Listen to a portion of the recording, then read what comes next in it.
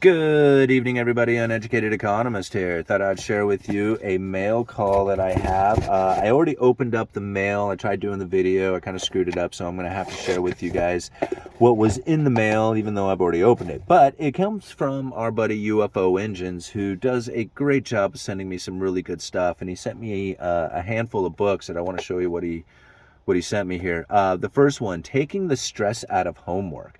Now, this is pretty good, thinking like when I was growing up and thinking of the homework that I would have to do when I was in high school and grade school and stuff. I remember it was a very stressful thing for me. I always had incomplete work or I wouldn't get good grades, and it was a very stressful thing on me. And to be able to take the stress out of homework, that was something that I would have liked to have had in my life, so maybe I can share that with my kids. The other one, your child in school, navigating your way to the best education. And now again, like, I didn't do very well in school, and trying to help your kids out with school, if you didn't do very well in it, may not be the easiest thing. So having the information within this book could help me out quite a bit as well. So thank you very much, UFO Engines, for sending me those too. Now, the other one you sent me, Abnormal Returns Winning Strategies from the Front Lines of the Investment Blogosphere. Now, this is a really interesting book to think about. Now, many times I have said that economists are not investors and investors are not economists. And I tell you, I have tried to do like day trading investments and stuff like that, and I am not very good at that thing. As far as like a day trading kind of investment goes, a lot of times I think economists are not really so like set on outcomes. They're very more fluid as far as their beliefs in the changes that will create the cause and effects of things, where investors are a lot more like, it's kind of set in stone. They put the money towards it, and man, we're going for this. And there's a lot of difference between the two thinkings, like between an investor and an economist. The other book, America's Fiscal Constitution. This one's pretty interesting. And I was just kind of flipping through the book here real quick, and I noticed that UFO Engines had put a bookmark at one of these chapters: A New Nation and Democratic Party Limit Federal Debt, 1789 to 1853, and how they limit that federal debt. That ought to be a pretty interesting chapter. I'd like to read that one. So thank you very much, UFO Engines, for sending me these books. It's very kind of you. I hope to put these books into me if I can. I have difficult times reading, so trying to like actually sit down and consume a book can be a very difficult task for me. But I appreciate the books, and I will give it an attempt. So thank you very much for sending me those, UFO Engines. The other one comes from my viewer, Amos. Now, I do have to apologize, Amos. I got this postcard a while ago, and I stuck it up here in the visor, and I forgot about it. So I am terribly sorry about that, but it's better to be late than never, right? So it says here, it says, "Hi, Yui. Huge fan of your work. I am grateful for your faithful work to share what you see on the streets. Was on vacation at Mount Rushmore and thought of you. Your videos may not seem like much, but they have made a positive impact on me. I am now debt-free and building up a savings. Blessings to you and your family, Amos." Well, thank you very much, Amos, for taking the time to send me this postcard, and I really do appreciate it. Like I said, I am sorry that I kind of stuck it away and forgot about it, but I did get it read for you. And thank you very much. I tell you, it's getting messages like this that really do it for me. For people to say, hey man, what you have done, the work that you have put out, it really impacted my life. It's got me thinking about the economy in ways that I hadn't before, and I feel like I'm making the appropriate decisions in my life. Man, when I hear stuff like that, that's what really does it for me. It's when I know that I'm doing it right. And so thank you, Amos, for sending me those, and thank you very much, UFO Engines, for sending me the books. He also sent me a $5 bill, so thank you very much, UFO Engines, for the $5 bill as well. It's really cool of you to do that for me.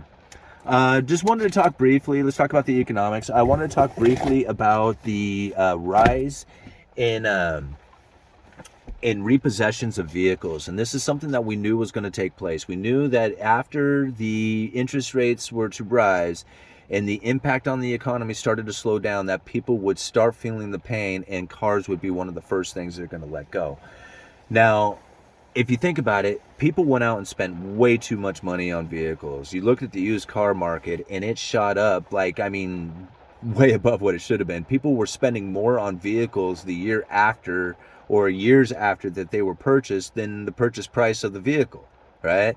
Like they bought a vehicle and 2 years later were able to sell it for a profit. And that's unheard of. I mean, vehicles are depreciating items. They're not even assets. They're liabilities in just about every sense of the word.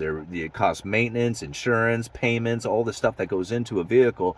They are definitely liabilities. Now, if you drive a $500 Corolla like I do, and you're using it merely for the transportation purposes of it, well, then it can be an asset for you. But for the most part, almost all vehicles are liabilities, and they cost you a hell of a lot more than they benefit you.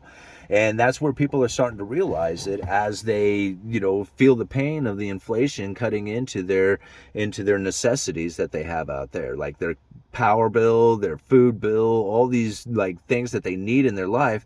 The vehicle is definitely not one of them. Well, a vehicle might be, but not a fancy vehicle. And so I'm reading this article. I'm going to leave a link down in the description for you guys. And it blew me away because I knew people were spending a lot of money on cars, right? And I think about like how much money I spend on my car, and I'm thinking, okay, well, even if I was to like triple the amount of money I spend on my vehicle, how much would that be? And it still didn't even come close to what some of these people are spending on their vehicle.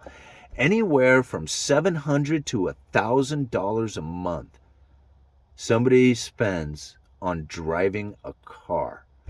That is just absolutely crazy. Now, I mean, even I don't want to brag it up or anything, but like I have a full-time job. My wife has a full-time job, and I do YouTube for a side gig, and it does pretty good some months. I could not imagine having $1,000 car payment. Like that would just like, I would be like, oh my God, my heart sinks just even thinking about it, right? That, you would have this sort of burden on your life that you're going to put $1,000 just to drive down the road. It just blows me away. But yet, this is what a lot of people do. And it's one of the reasons why a lot of people are suffering in debt and cannot get ahead, is because they spend their money on silly things like a fancy new vehicle. Now, don't get me wrong. Like, I would love to drive a brand new car. It would probably make me feel really great to drive a brand new car. And there's probably times where I'd be traveling some distance that I would appreciate having a brand new car.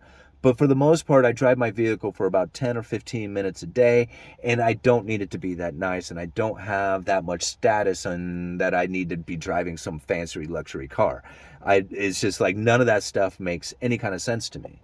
And I know that if you ever really want to be rich in your life, you should drive a POS. I mean, it's just a simple fact. Like, you can save a lot of money by simply driving a $500 car and not caring whether or not you have some luxury status vehicle that you can show off to all your buddies and friends and everybody else in the neighborhood with. That doesn't make any sense when you can't afford to pay it anymore. And that's where we're finding right now is that the repossessions of vehicles are really going to start, picking up. Now, for people like me who have been waiting to get a new vehicle, our buying opportunity may be coming. And again, this is one of the reasons why I've been encouraging people to start getting into cash. As we start rolling into a recession, everything starts going on sale. And that's what we're going to start finding soon if these repossessions of vehicles continues to tick up, which I think it's going to. All right. Uneducated Economist, you guys let me know.